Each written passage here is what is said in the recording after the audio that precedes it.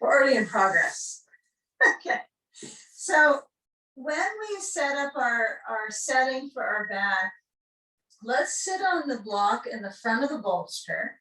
And the block is, a small little piece for your body to attempt to hold itself on. So the ideal is that this is going to give us a little bit of a kind of a bounce from the excessive arching, okay, of the spine. So feel your footing a healthier than hips distance apart. So feel like the feet are in a wide stance. They're pretty parallel. But when you lean back off of this tailbone pressure, notice when you get almost to reclining, this place of core kind of concentration.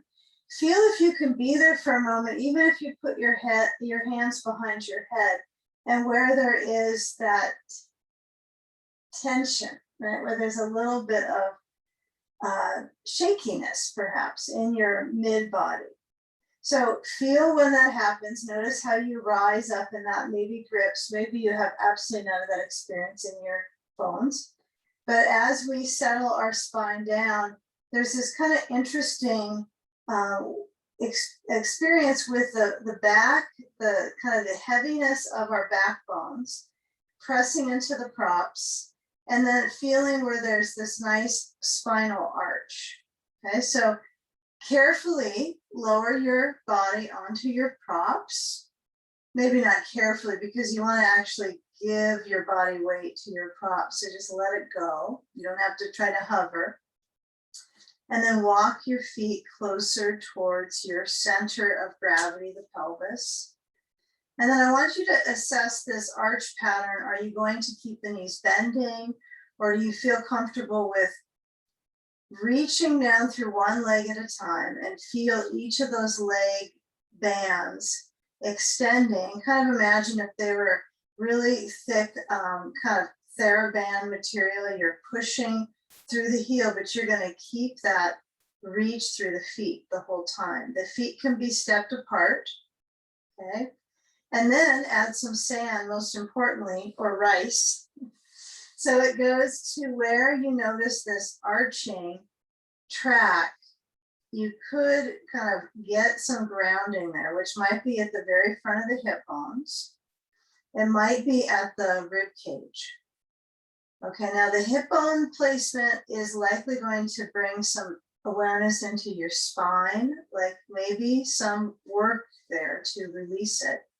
So take some time to make sure the feet are far enough apart that you can relax the foot, and then bring your arms back over to find your belts. If your belt is somewhere else, then see if you can attempt to unwrangle it from its current position and get holding that belt. And once you're holding onto it, you'll reach the hands wider than shoulder width apart and span the arms behind you, and feel when the reach is through the armpit chest, opening the hands out farther on the belt, just like the instruction of the feet. Maybe you take the feet apart, maybe you stretch the hands quite far till it's nearly like this comfortable resistance with all the parts, guiding the circulation into the breath. So if your breath can be experienced, filling the lungs via breathing in through the nose, belly moves,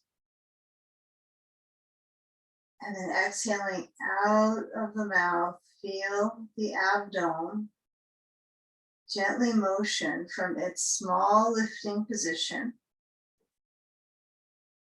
And imagine that the pattern of circulation is broadening through the front body.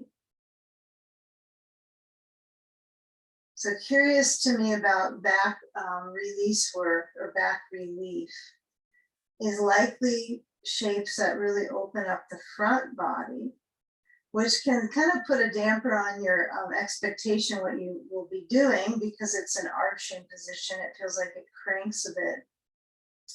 So the ideal is that the back body is probably a little bit more loose, right? The back is longer than the front. So we're trying to correct that balance and get some evenness through the connective tissues.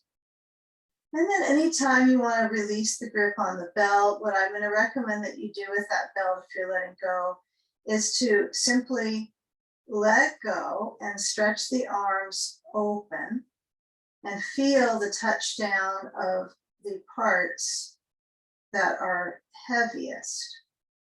Bring your concentration along with continuous, even pace of your breath. And then feel how the chest and the whole center of things, it's vulnerable, right? It's open towards the sky. So it's a place that your movement is completely dependent on your breathing, and not to make it excessive or quick or impulsive, but feel that slowness now as we settle into this rhythm, this kind of restorative rhythms. That's what we might call this one today.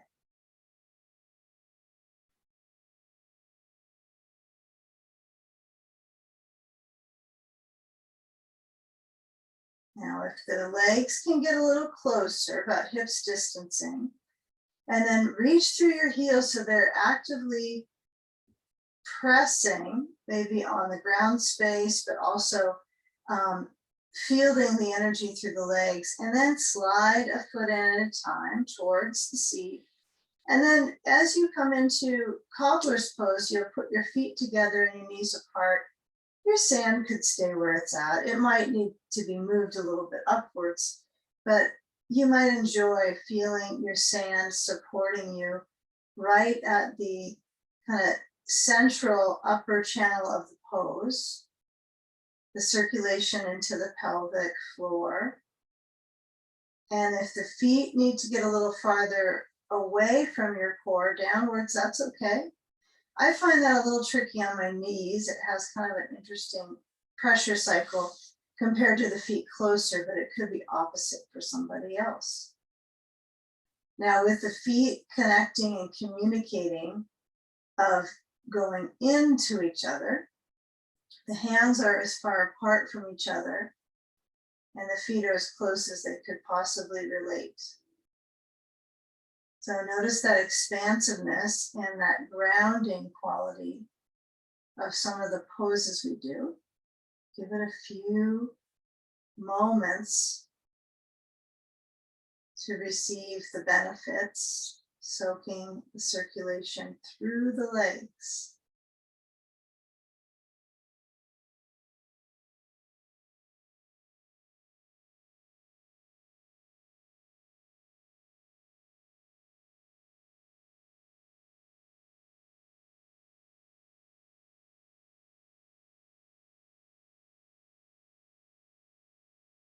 Now, as you slide the sand away and bring the knees so they kind of poke up. Think about like the knees poke up and lift, and one at a time. And we're going to work with motion of the legs towards your chest. So get a feel of your feet pretty close. In fact, I'm going to work with the foot that when each time my foot comes down, it's going to just be the ball of my foot, not my heel at all. So that I'm keeping the lower back muscles in support. Remember, if you kind of slam down to your heel, it does, even the arch of the foot will affect the arch of the spine in this type of movement. And I find that fascinating because when your heel is up, you feel the arch of your foot quite a bit. And also it supports the back muscles and that arch. So taking this just a simple, completely on your own pace, knee towards chest. So I'm drawing the knee in and I feel my foot that's down, I'm trying to let that back spine elongate and feel that reciprocation from the back muscles towards the core band. And let's not analyze it any more than that. Give it a couple more motions And for better or worse, you may find that it's interesting or it's simply a link into something else that will do. And that's perfectly healthful experience, just movement. Okay, and then when you get a feel of the heels now still maybe slightly lifting, both the feet down, we're going to slide the block away. You're not going to need that for, actually put it overhead. That might be a good thing to do, is put it over on your blanket overhead. And then as you lower and roll, feel how lifting the hips up by maybe the heels a little bit lifted is going to let you have some hover of your rear over the floor, and then roll to your left. And then we'll actually use this blanket setup for our side sage.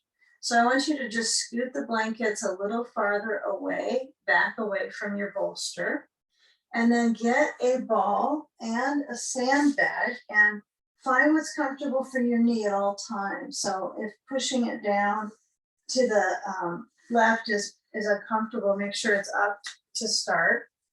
And then get that ball on the inside of that right leg. And again, if you don't have a ball, you can use a block. You can also use like a towel, a dense towel. But as you lean into the side work, you're going to let your body kind of curl around the bolster. Like, you know, we were doing our arch just moments ago. It's like that arch is a little more tough to get to kind of curl around things. It's just stiffer. But rib cages are neat to work with to help your back muscles because they just have a different curling action. Okay, you can get in cannonball shapes and kind of move in your rib cage. Stand on side, and option with this. Actually, I think your belt probably, if it's stuck back there. How amazing! It was perfectly under my block. Actually, I had something fancy to do with that, but okay. So as I lean my left side of my brain to the blanket, and my left arm is not on a blanket, it's between, it's in the center. As the right arm reaches overhead, if this feels a little too much pull in my arm muscles, but it's not painful, then I can keep doing it.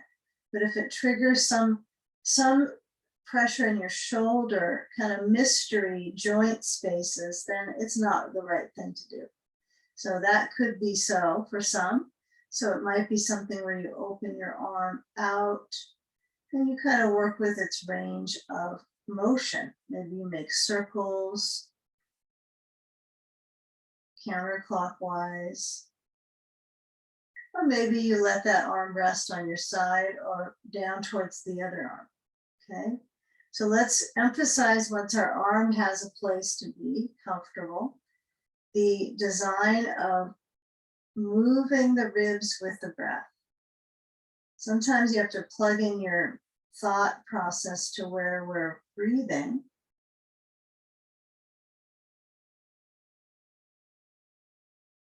And let the body let go a little bit. See if you can let some of the muscles that are set on the ground, just letting them relax. If your head or your neck feels a little bit of pressure when your arm is overhead, that says a lot, right, about that connection of arm and neck. So you might find that you need to get that right arm in a little more comfortable space so the neck can relax. You don't want the neck to feel like it's getting more yanked on or tightening. Another thing you can do is make this blanket under your head higher. So you could slide the top blanket in a little bit and then scrunch it up under your head. That can sometimes work nicely if your neck is feeling pulled. So a few more moments here. Center the motion of your inhale through the ribs.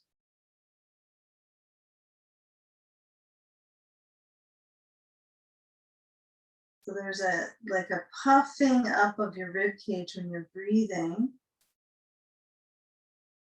right? Versus tightening the core muscles. So let the body fill up, just like a balloon.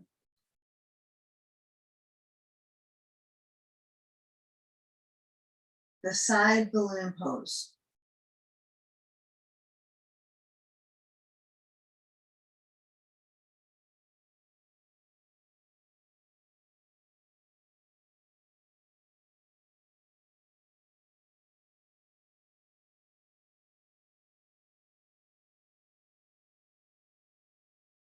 Okay, now with a few moments here before we come around, we are going to do our layers of motion in all fours next in between these sides. So move your block away from overhead and then slide your sand away. And as you kind of curl your right leg to the left leg, you know, get that feel of the knees close. Now, if you find that being on all fours, you need that blanket under your knees, it might not be so important today because we're going to be lifting up the knee more than have it down. So just giving you some awareness of that. Not that you can't use that. You can do what's helpful. But turn to face the bolster and the blankets. And we're going to lift up the knees. So you have to kind of, I don't want your blankets to go all the way out of town here because we're going to use them in a moment. But if they're kind of in your way, just kind of push them forward for a second. And then lift up the knees and see if you can be in kind of this, it's a little in between table dog pose. So I'm trying to think what the name could be in between. Puppy pose is often its name, like you're about ready to jump. But you're going to have the knees bending. And then I want you to step your feet close together so the big toes are in touching. And kick that right leg up. I mean, you'll get a feel of the pushing of the bones of the left foot down. And because you're immersed in that body weight into your hands and foot, you'll take just a mini moment there and then lower that right foot down and lift the left foot up. See if your distribution of body weight is more challenging the second side because you've been upside down a little longer now with your body weight in your limbs. And then lower down. And as you bring your knees to the ground, remember, if you need a blanket, get one, it's okay. But concentrate with the feel of your hands. Turn a little bit out with the hands so the index fingers point forward and round your back. Let your chin draw to your chest. Here's one thing that you might do if your wrists bother you on this one, is you could put your elbows on your bolster for the whole cat-cow. So I'll demonstrate that.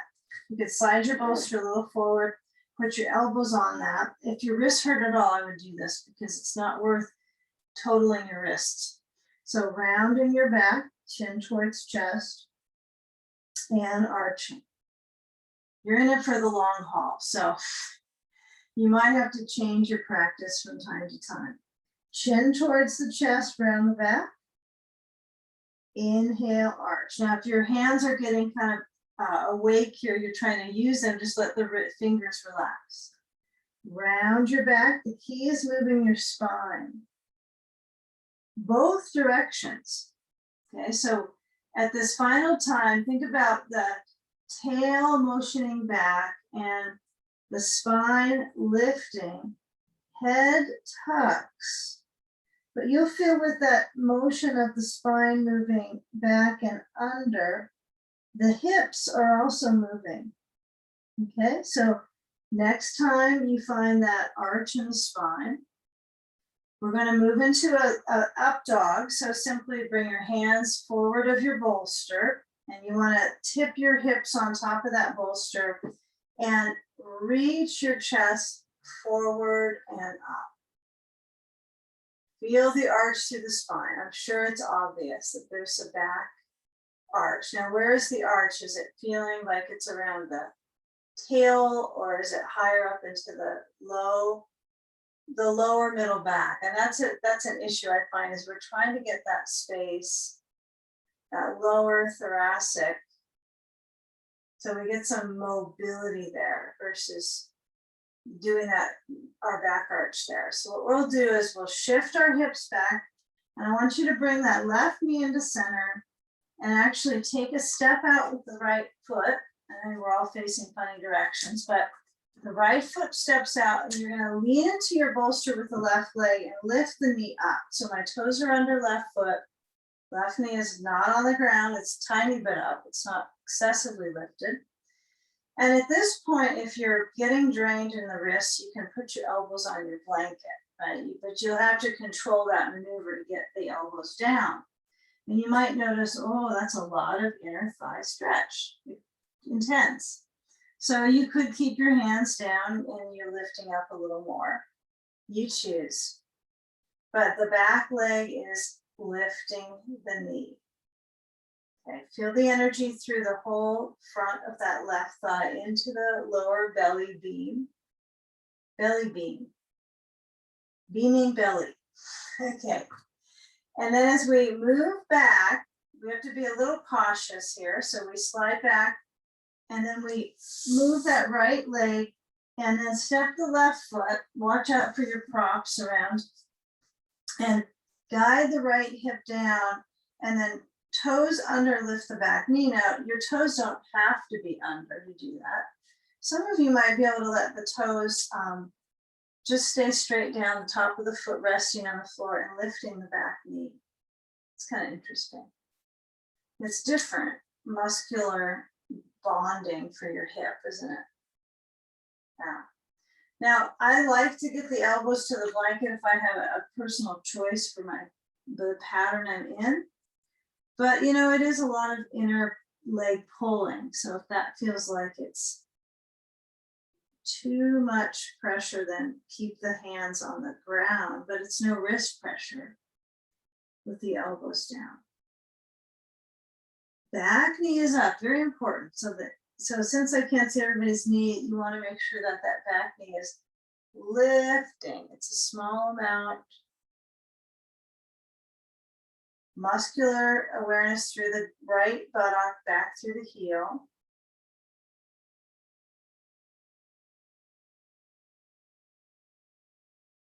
You know, as you lower that back knee, you know, this movement to get the left foot back is a little bit of a tango, but it's probably better you go that direction than the other direction, if you think about how things would end up.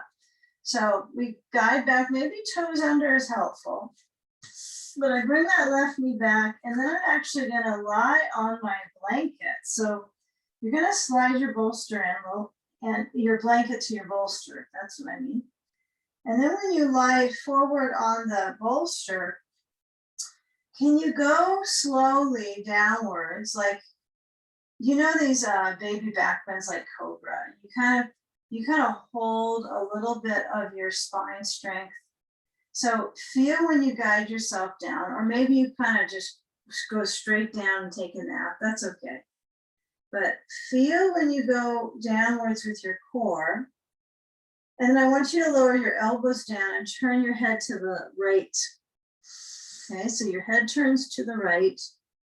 And you have to find a way to get your head so it's fairly comfortable on the blanket. You don't want to let it be like you're kind of hovering and feel like you're supported. Okay, you need, if your glasses on, you need to take them off, baby. See how you adapt. And then lift up the right leg. Of course, it only goes so far, right? It doesn't go straight to the sky, but it's dependent on your lower core.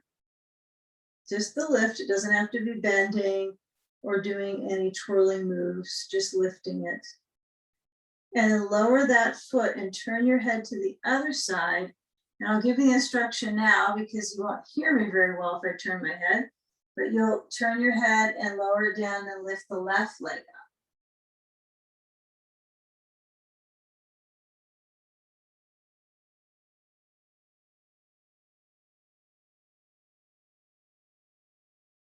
See if you can do that lift of the leg with the upper body muscles committed to the blankets. Like it's just they're letting go. You're not trying to tighten up your shoulders. You're simply lifting the back leg and kind of isolating those muscles.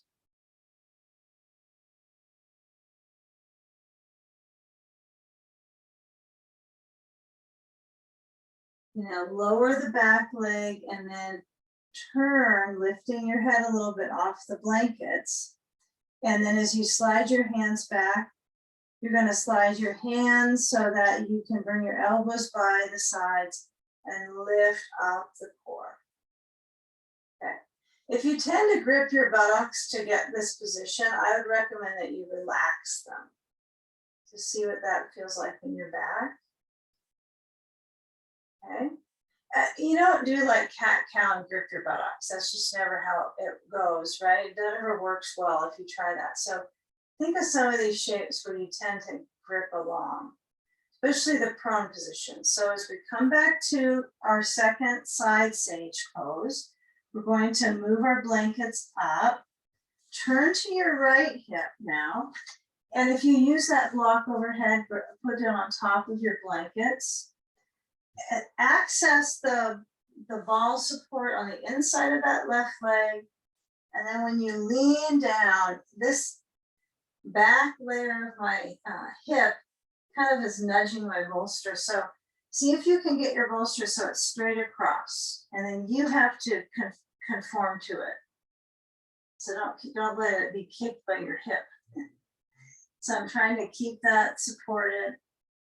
And then, even if your hip is going to try to push it away, you're going to work through it.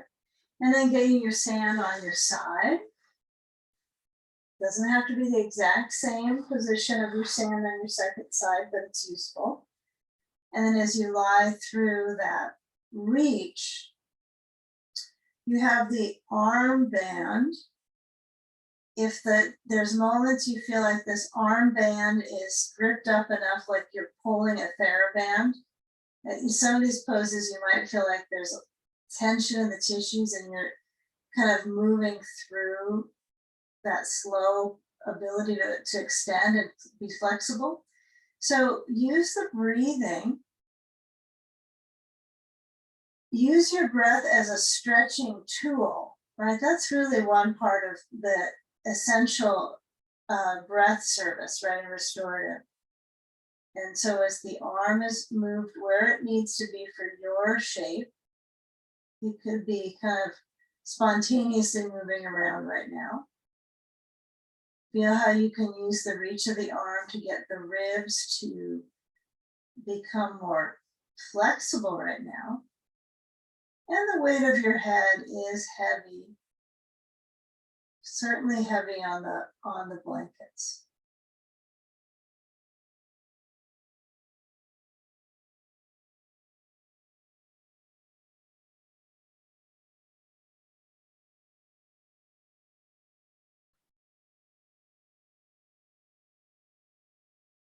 So you can keep the arm in a still position. You can move the upper arm and radiate from the mid-body out into the armpit chest.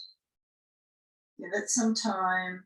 Be a little cautious of how this promotes the circulation in the neck. Make sure that the weight of your head is really letting go.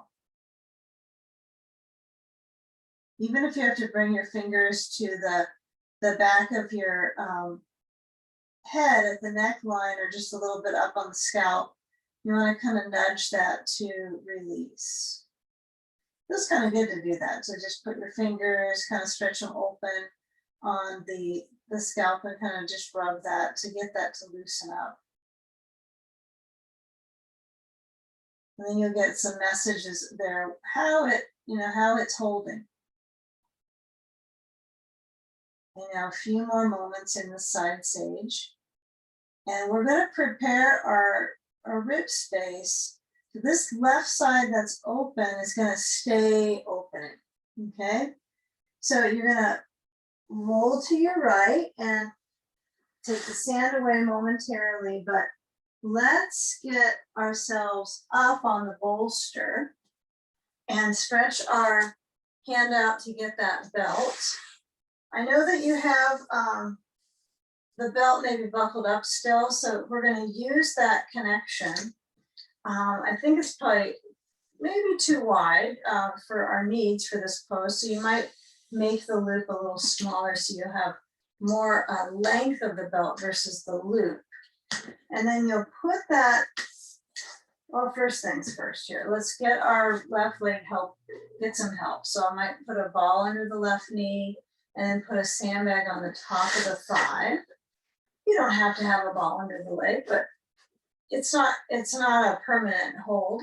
It'll shift in a moment, but it gives that leg a little bit of time to feel this direction of the knee joint. Maybe it gives it some bounce so it can open up to where we're going with it. So I'm going to work on this process of twisting to get into the pose. So I'm going to take my belt loop and reach it under my right foot, at least part of it, huh? All right.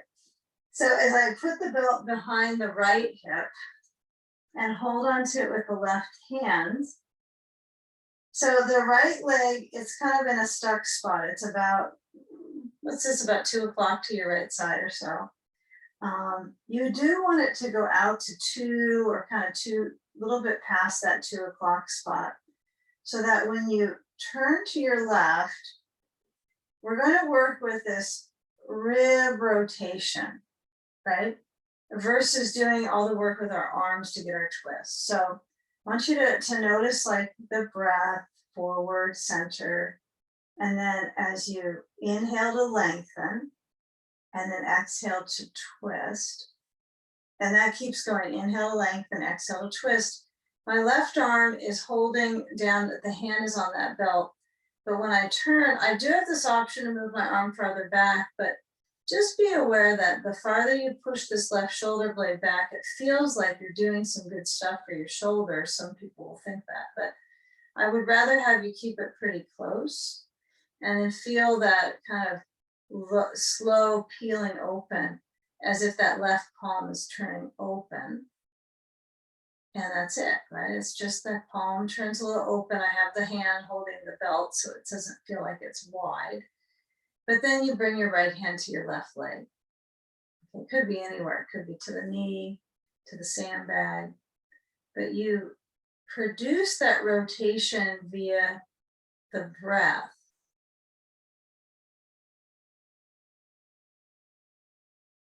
And then maybe your eyes can close so you can relax the mind a bit into the breathing. Even if it's just the short duration of your day, you bring into the focus. Take the time. You know, we all have a choice here if we want to stay with this process, which maybe feels like it's come to its final motion by now, like you're not going further. But as we stretch our right hand down to the belt, I'm going to keep a hold of my belt with my left hand and lean into that right leg. Okay, so what I want the focus to be is this lower left quadrant of the waist, not the belly, but the side of the waist is getting a little stretch. So I'm using my right hand holding the belt, bicep curl a little bit, and my left hand is holding it behind me. And then I'm going to turn my head and look down or close my eyes down towards that right leg. Not trying to sink my head to touch my knee right now. I'm working on that little sense of lift through that left side. Breathing. Okay, of course, some of you might decide you want to pull with the right hand and bring your head closer to the leg. But recognize that the waist is a place that we're probably wanting to get some work. Usually your core is enticing to work with that versus to collapse there.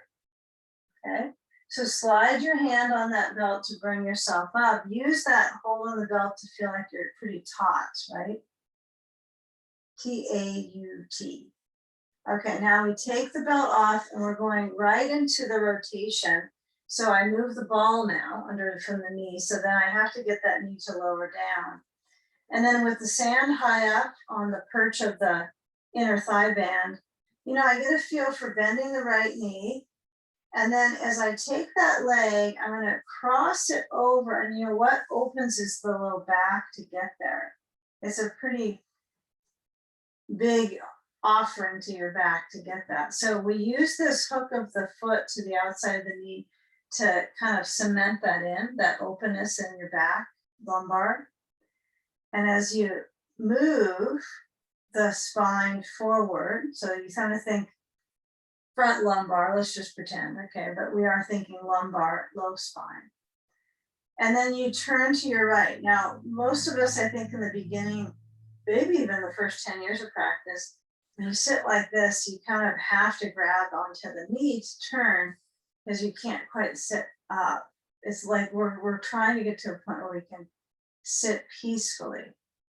The whole program is ending at that point. So when you turn to the right, your right hand back on the blanket, you want to find that hold of the knee, door one, or some of you might want to slide your left arm to the right leg and twist. And I think there is some interesting gravity to the spine motion when you use the full arm. I think it's somewhat satisfying to do that for the belly twist. But decide here and inhale to lengthen and exhale to twist. You still want to keep the lift and the twist.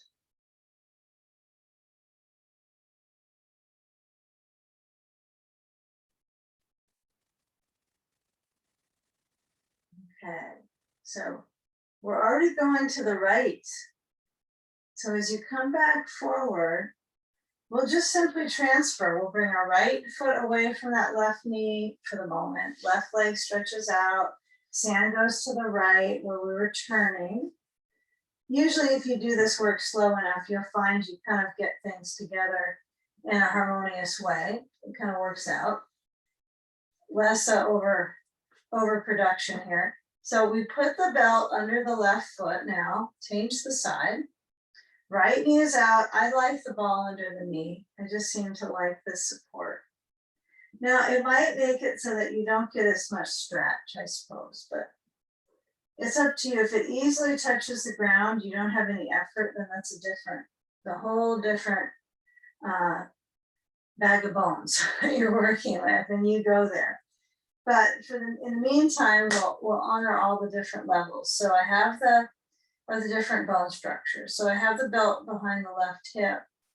And then as I reach with my right hand, you know, it's interesting when you get your hand back to get the belt, it's almost, it indicates this roundness to get there. So work with this lift. And if your lift is kind of punching forward and it feels kind of artificial, like you're just doing it for class, or maybe somebody, some awareness is looking at you from the universe, better do it right. Well, you might find that it's helpful to spine lift, right? So you feel the sitting bones, you feel the inner lift. And when you turn, it's like turning almost helps your inner lift sometimes. I don't know. I find that helps out quite a bit, is this rotation from the deep inner line. And that right hand is holding onto the belt. And I know that tendency in some teachings is to slide this hand really far back and really work on the wings. But the closer the hand is in might feel pretty supportive for you, even in the arm musculature or the lower arm musculature. Okay, because we can always use circulation below our elbow, especially since it's doing all this activity all the day, maybe the same direction that we do with the palm open. So take the left hand to the right knee or above the knee and turn. You'll mobilize how it feels sensible for you, I think. Some of you, your arm will stretch back a little farther from the body. Some will be very close. Some of you might not want to hold your belt. That's okay. So feel for the turn and then let's go for it. Let's reach our left hand for the belt and then hold on with both hands on that belt and guide your left hand down. If your right knee is starting to lift up higher, it's a real message for you to go slow. and not go as far. So let's say you're here, you're in this first position. You're kind of getting better at that. And then you turn a little bit to get the belt, but you're still kind of stuck unless your knee pops up, right? You already got a sandbag on it, so likely it's as good as it's gonna get. So you're gonna pull, turn the waist, stretch the torso, because we're kind of juicing the organs here, a little massage through the spleen.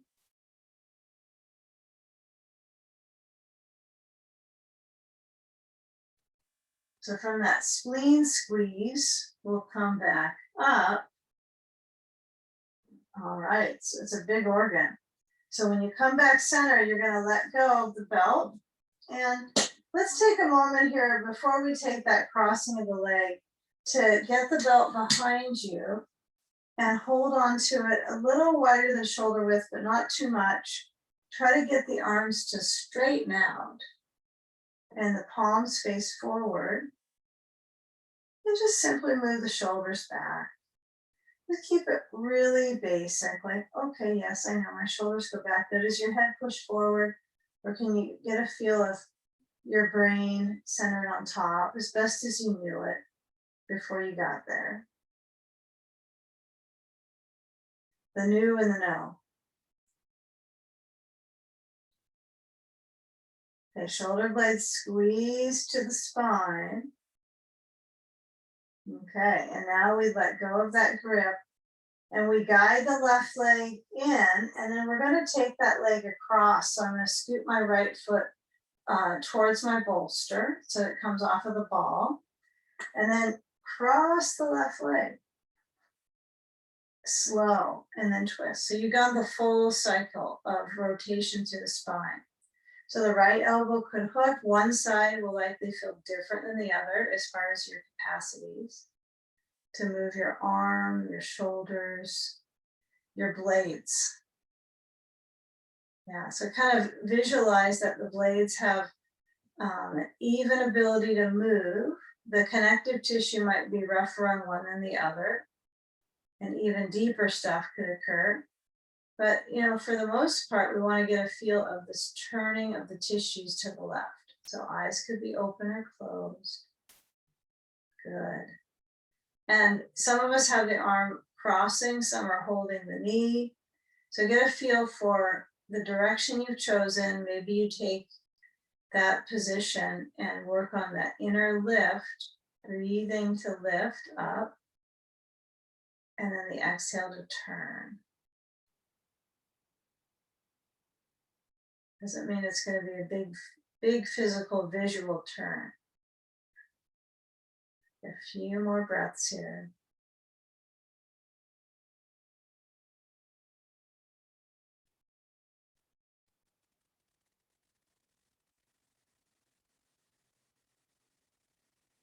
Okay, so now as we come back through center, uncross, and we'll unwind this whole leg wrapping, and we'll wrap a belt around our ribs. So what we'll do is take the block from behind you, get rid of that.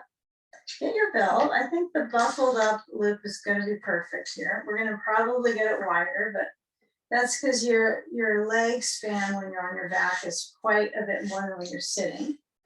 And then we'll move our blanket so you've got only one behind you. You can do rib float with both the blankets, just like we had, like this. So if your back is really sensitive and you go, I think I'll try that, you can try the continuous part of the class with that and just kind of feel how that goes with the blankets straight back. So you have that kind of T position with the props. But here we go with the one blanket visual.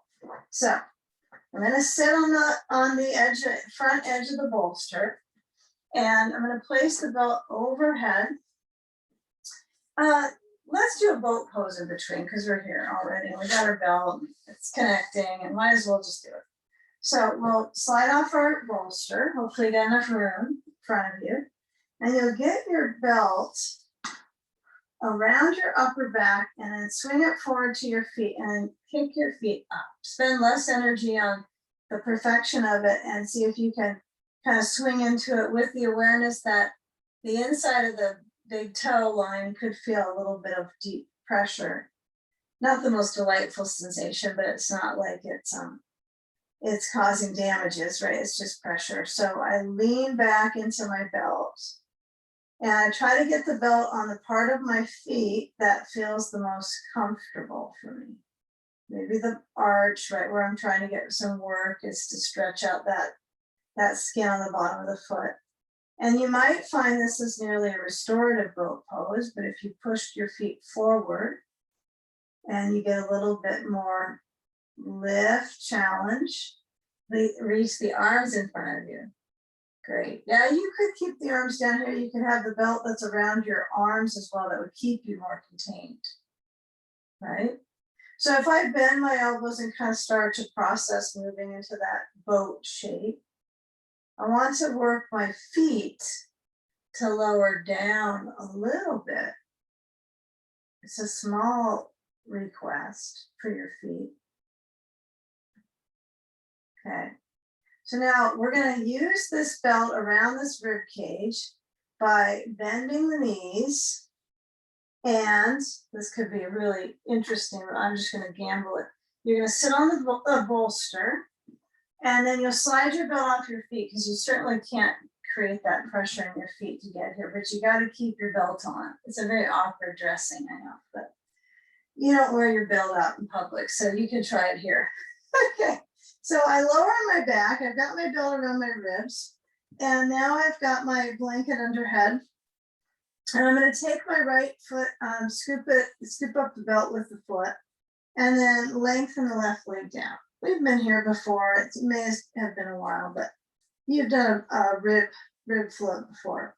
So my belt, though, is in a proportion on the rib cage, so it's behind mid-body. And let that left leg below you be kind of at peace, so it could step out a little wider. That feels really nice for my rib cage when I push the left foot a little bit out, so it's on the edge of my mat, it happens to be. But it allows my breathing, the expansiveness to shift, because I've kind of broadened this whole length here from my leg up to my rib cage. Okay, so the right foot has the belt somewhere under the foot that's comfortable for you. It could be the ball, it could be a little lower on the arch. For some of you, it might be right at the heel edge, which is a little more hamstring. And then stretch your arms open. You could be sand free on this one. And just simply get that feel of the shoulders back. And the belt, you can always tighten this belt up to get this rib circulation a little deeper, but the key here is to support the back muscles and the paraspinals, right? So for some of us, that area needs to get kind of rubbed out and released, sides of the spine. Okay, now, can you cross the right leg to the left? But get a feel when the leg goes to the left. If you need to adjust your belt and bring it higher on the ribs, that's fine. But take that crossing to the left. If you need to move your belt anytime in between the cycle of these poses, do so, because it could slip a little bit. But isolate the hip. And once you find your edge with your foot crossing to the left, there comes a time when it's enough. Pretty warm into the hip, huh? Breathing to give you like a little spark of help, right? So when I fill the lungs, and then I start to move my leg back up towards the ceiling. Okay, we're going to keep it those two directions only. And then change the leg that's up. So when you swap the foot in the belt, you might feel like, oh, these 2 feet up is kind of fun. You could play with it for a few moments, although it's going to feel pretty restrictive with the length, because 2 is different than 1. But when you push up that second side, determine after the right leg is down if you need to tighten the belt, because your second side might feel different. You know, likely there's the circulation availability differs from one side to the next. It's quite obvious for most of us that will feel that. We may not see it in doing body observation, but we can generally feel some differences, maybe on a nervous system level too. Is your calf a little bit more sensitive in the stretch on this side than the other? And there could be other things in just how tense the belt feels.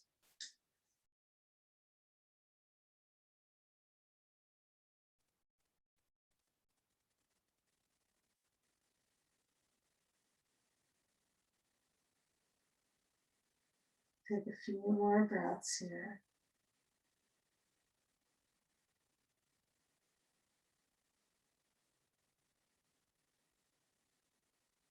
And then cross the left leg to the right.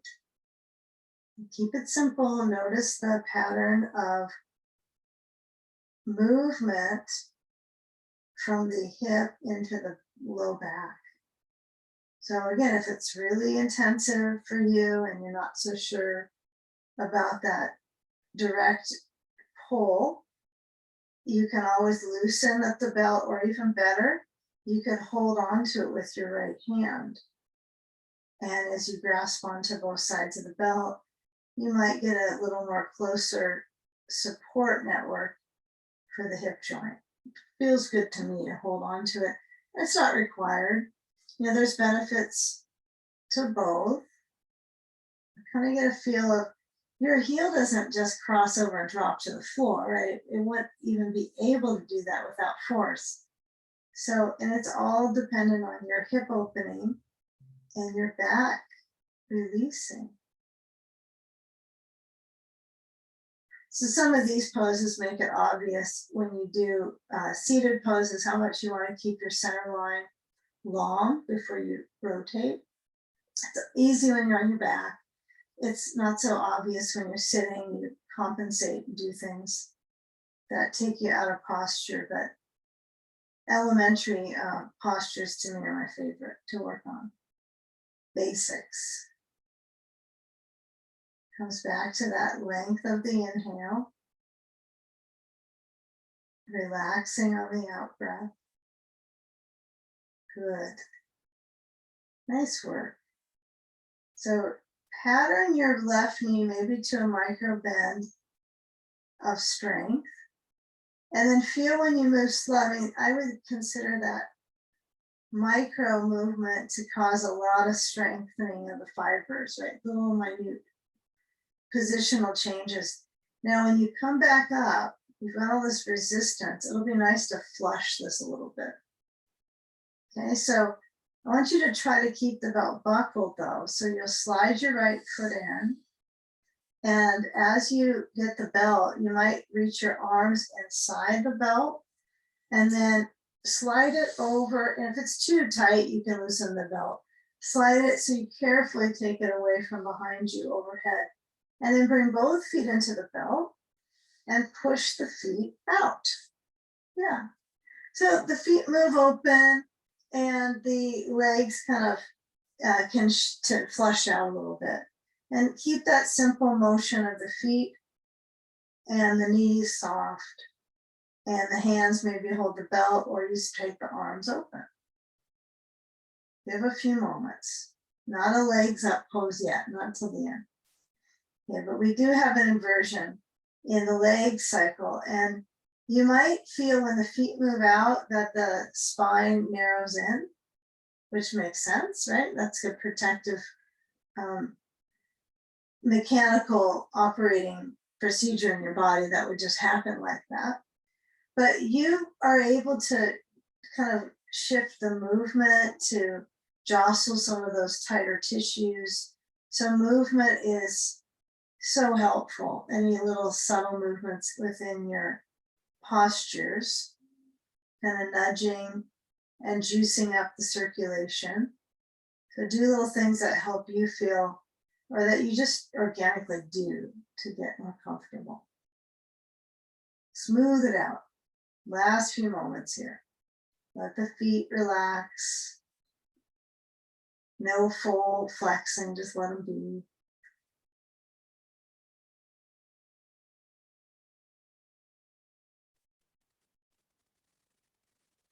Okay, now when your feet are relaxed out into the belt, you're going to bend your knees and then take a hold of the part of the belt close to you. And as you slide your feet to touching, that gives you a sign it's time to shift. You're going to bring your knees to your chest and slide the belt off. And then as your knees are pointed and moving in towards you, hands, actually, let's keep the elevation for a few. Place a block or ball, doesn't matter really. If you're one that kind of likes to use the ball because it's a responsive surface, right? You can actually get the leg muscles attentive because you can squeeze into the ball, different than the block. Okay, but they're both good. I think they're probably fairly equal, but you got to choose only one. So knees are going to go side to side. Swish the hip swish, leg flush. So as I move side to side, I mentally bring awareness to my back. Well, physically it's in my back anyhow, but mentally notice, since sometimes in this practice you get a little dozy, right? You kind of follow the sequence, but you might kind of sharpen some of your intuitive nature with the movement. So some of us, the knees are going to go straight over, and some they squeeze towards the chest when you go side to side. So play with that. What feels better if they're moving away from your core when they go side to side, stimulate the stomach muscles, or if they go in to release the back. Kind of like you're making little circles, right? So your knees go towards the side, you circle the knees towards your chest, and then back around. Just don't go too far forward because it's a lot of arch. Okay, last time. If you've been doing circles, you might want to go counterclockwise or the other direction. So your back doesn't get, kind of dependent on one direction or dizzy. Dizzy spine. Spine dizzy. Okay, knees to chest, hands on bolster, push it and kind of nudge it. It's ideal you push it one direction, the other direction, and then kind of keep moving until it's smooth, straight forward, down towards the foot of your mat. Okay. Now add your feet, and then once they're on the bolster, you're going to stretch your palms on the floor and then adjust your elbows back and your shoulders back. Okay, and once that is established, then you decide if your knees are comfortable enough to be in this angle. If you need to push your bolster farther forward, do so. But once you push into your feet and lift up your hips into a drawbridge, you'll bring your arms overhead. And then feel where that weight is moving in your upper back. So get anything out of the way that's bothering you, if it's the blanket or anything else, and alternate lifting and lowering, but get a feel where the spine kind of moves under through the tail. Like that's the focus, is that you're really lengthening your back to massage all the way up to the base of the shoulders, and then lower the spine down. Now this is a good one to do if your feet are like at a wall as well.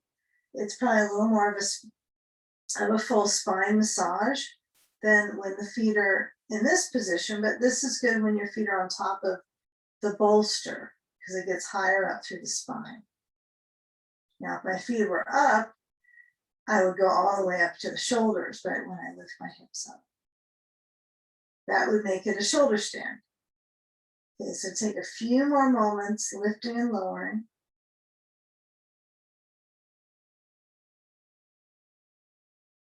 As you move the spine down towards the tail. Good job getting that motion continuous. We've done a lot of these patterns today that are somewhat simple, but also quite dense. And then next time you lower down your spine here, I want you to move the knees towards the chest, take the ball away, bring your feet to cobbler's pose, knees open, and get a feel for the inner thigh tissues right here. So inner thighs, do they feel boggy, or do you access that sensation by being in this shape? You feel the thigh, particularly on the inside. And then bring down knees to point up. Right foot crosses to left knee, figure four pose. Reach the knees both in and hold the back of the left leg and pull and kick that left leg up. Try to get that direct pulling of the back of the leg towards your heart. Yeah, and then the right knee is going to stay in its kind of fixed position. It's likely not going to be able to push far away. And the left leg could be up or it could be bending, but feed into that sensation of the hip. Feel the hip.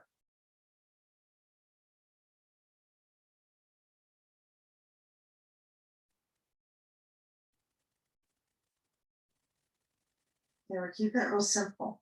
So when you change the crossing, I want you to notice when your knees are a little forward, your feet go straight up. So it's this 90-degree angle. And then if you can touch your knee, your patellas, you know, you're not going to be pushing and harming them. You just kind of, it's almost like you're lining them up. You're doing a measurement here, seeing if they have the same vision, looking through the lens here.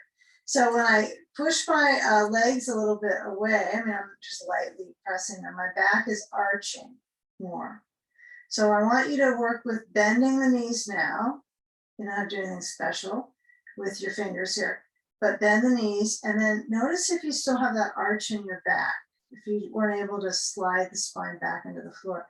So try right here when your knees are bending to get that part of the spine that was arching. I know it's a very small piece. Can't see it on me or probably identify that deeply with it, but when you cross the left foot to the right knee now, I want you to be sure that whole spine is relaxed into the floor.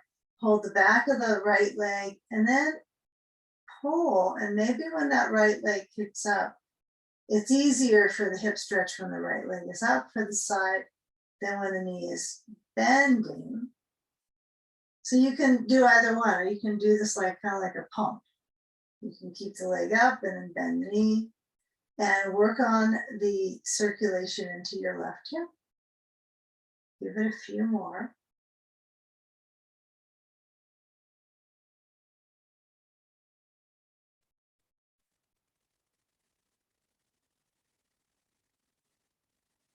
Great. Now feeling when that left leg is flexed,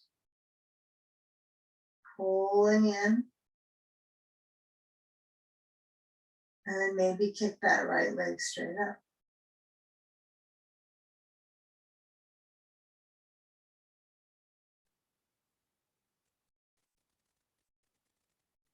And now as we come into the crossover fully, we're going to lower the right foot down. And I want you to take this crossover how you prefer with the bolster. So I'll give two different options and I'll show them both because why not? So what I'll do is have my ball away for my sacrum for either one. When I cross this left leg over the right, I can put my ball at the sacrum and be here. And I actually like the block over here. That would be nice to have. And then I could set my sand on this thigh. That's to me a little compact and a little much on my knees. So it's fine, it doesn't hurt right now, but it's probably not the best option for my knee, twist it. So for some people with zero issue there, it's probably not going to amount to anything that's going to hurt you. But if you find that this is a lot of torque, you can add your sand here if you're completely fine with it. Otherwise, your second option is to push your bolster to the right side of your mat, and then you let the right leg straighten and cross the left leg over and just kind of let the body weight lean into the bolster. And likely you're going to want some sand on the exterior left hip. So gather your weighted bag and place it on that outer left leg, and notice here, especially when the body's on the back, you can get like a little sluggish in your intellect for your pose. You know, you get more dozy than anything. But here's one thing to spice up is I like the bolster on the side. This just makes more sense for the knee ease. But if you're relaxing your bottom leg, you're kind of turned on that outer right leg a tiny bit. It's enough to make the foot turn out completely on the floor. But get a feel for how far over that bolster needs to be so that you're actually putting some energy into that leg crossover. So it's kind of up. Okay, and then at some point it might actually feel more comfortable once it's kind of stuck in its place. Even if it's only minutes that you're there, you're working on timing in the pose and comfort. Okay, so opening the ribs and the chest through the left arm, and maybe you decide you want to cross your right arm over the chest and reach for the elbow and kind of stretch your deltoid. That's a choice. Or you can let the arms just be for themselves, how they relax back. It's to restore. Okay, your head can turn left, of course, that's the best choice. Or you can bring your head back to center.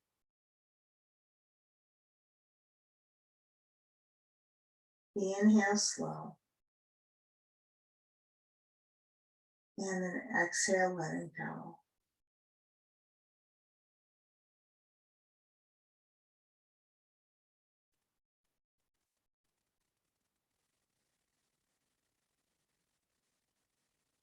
Okay, now when we start to shift our circulation, what our focus will be is to get to the second side on this one today. So if you are with the bolster under your legs right now, forward, right underneath your feet, then it'll be a different tutorial for you, right? You'll follow the same one that you remember in the first pose where you are now. And then when we move our bolster, we're going to move our ball first,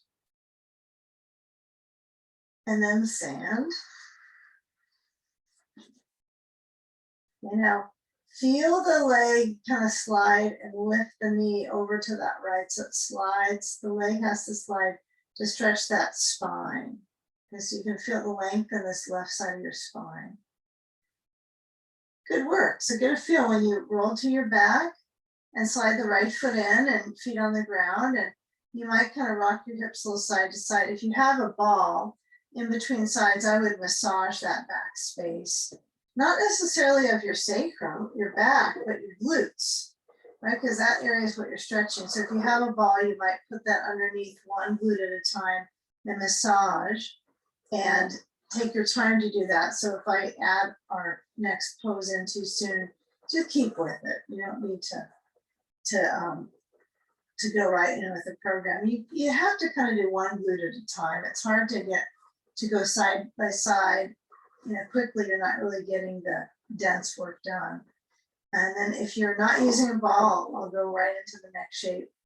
Left leg is down, and then right leg is crossing over. Okay, of course, if you have the bolster in front of you under your feet, you'll simply cross the right leg over, and then knees are gonna shift to the left. So it can be different opportunity for your knees is what I would think on those two options. It's a little knee difference. Now with that crossover, if the leg goes up higher, it's different for your back stretch and your hip circulation. I think it's ideal. And the sand is likely going to be pretty important here. And if you're a little tender in your, yeah, I mean, go closer to the knee. It's not going to be harming the knee because it's weight. It's actually helping kind of pin the leg so there's less kind of fragmentation in the back, right? This unsettling sensation. So I want you to feel like there's grounding right now, especially through the spinal part of the practice. We're going to go from here to the legs up. So it's like definitely grounding and rooting in the hips and the pelvis. So feel that rib cage rotation. Turn your head to the right. Good. Your left arm could cross over the upper chest, upper ribs. Hold onto that elbow with your right hand. That's an option. And if you're comfortable with both of your arms open, take that stance. It's not a stance, is it? Experience that broadness of the chest.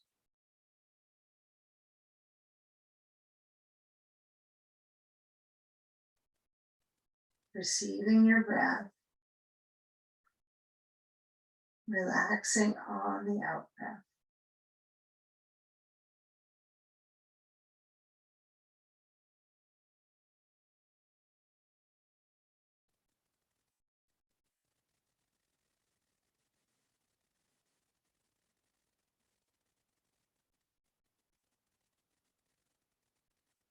And now when we move our ball and sand, notice that this movement of the hips has been crossing that side of the spine through the glute muscles, right? And then it kind of works its way through the leg layers.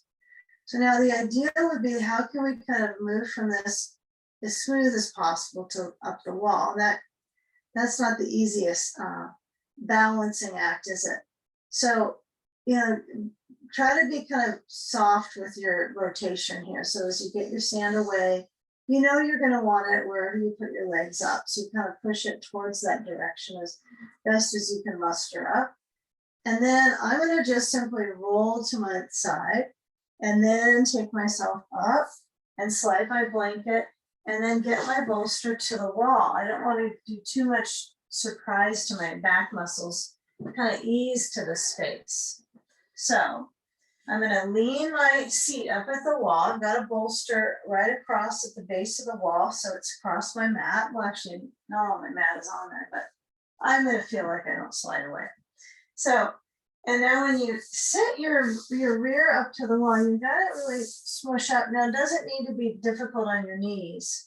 So you don't, some instruction is to be actually on your knee and kneel, right? But I like to keep it so there's no knee pressure.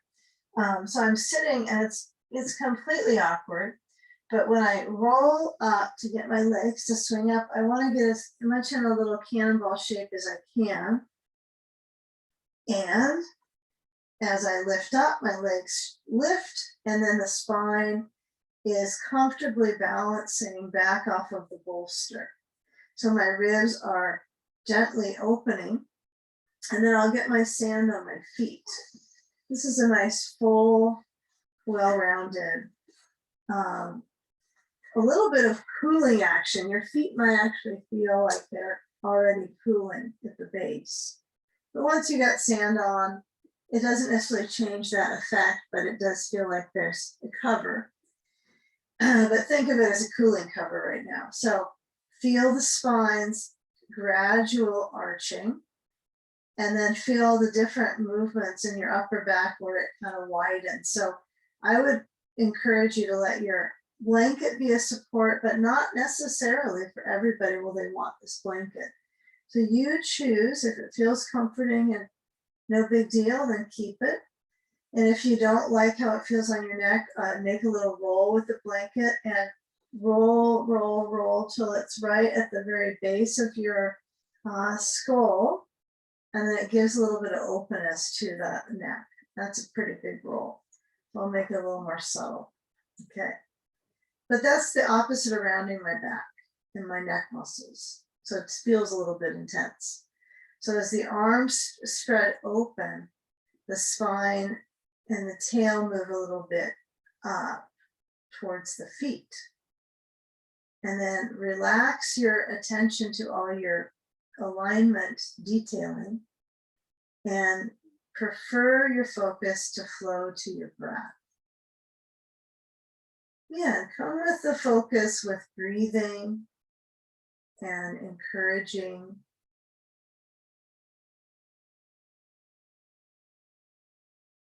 Inhaling for 4 or 5 counts through the nose. And out breath for a little more than your in breath. You can let the circulation slow you down.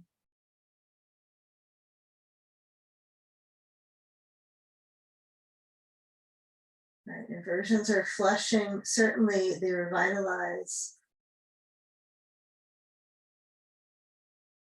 And they flush, right? But most here it's resting the organs from gravity's downward pull.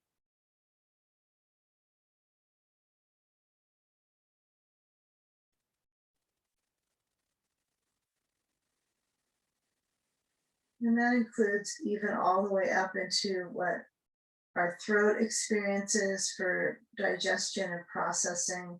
Everything's kind of in this very kind inverted pattern. It's not excessive, right? You're not on an inversion table or in a headstand, but it has similar benefits, but it's easier to let the nervous system kind of relax in that, in this type of inversion. You could be here a while.